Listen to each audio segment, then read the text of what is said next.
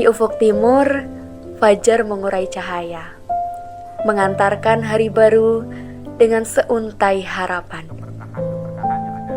Sehingga wujud rasa syukur itu tolong untuk diimplementasikan dalam Di sini, di sebuah sekolah yang meniti disiplin sebagai jati diri, aksara tak sekedar rangkaian huruf. Ia adalah cahaya yang membimbing, ilmu yang mengakar, dan jejak yang akan mengantarkan generasi pada peradaban yang lebih bermakna.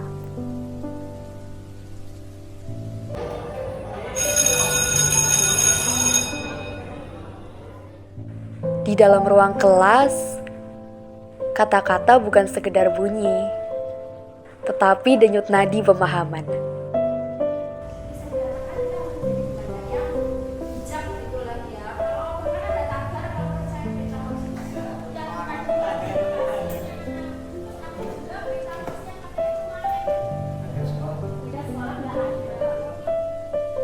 Di era digital, dunia seolah tergenggam dalam satu genggaman.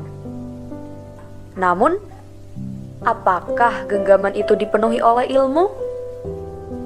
Atau sekedar bayang semu?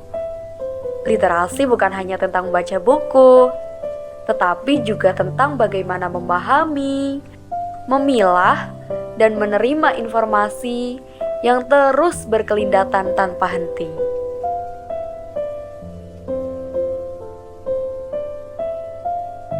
Namun, di balik lembaran-lembaran catatan ini, masih ada satu kenyataan yang membayangi.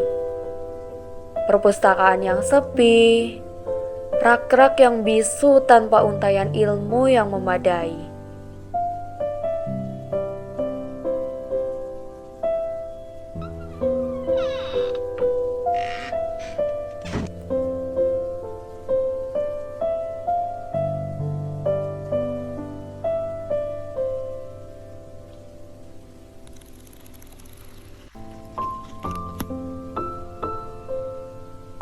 Kenapa bukunya usang gini? Rasanya seperti berjalan di jalan yang panjang, tapi tak tahu arah yang akan ditempuh.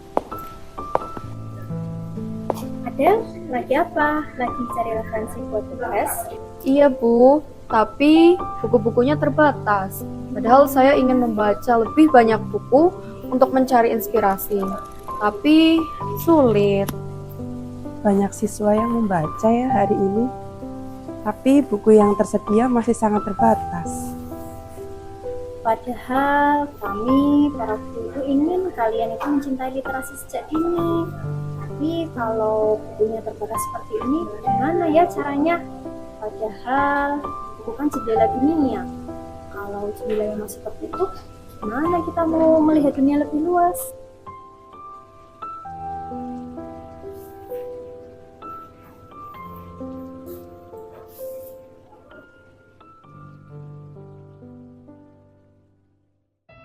Aksara yang tercerai-berai harus dilanjut kembali. Budaya literasi bukan sekedar kewajiban akademik, melainkan bekal untuk menapaki masa depan.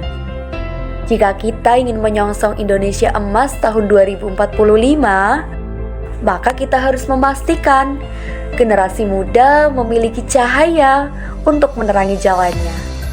Cahaya aksara, cahaya ilmu, cahaya peradaban. Perpustakaan bukan sekedar tempat menyimpan buku.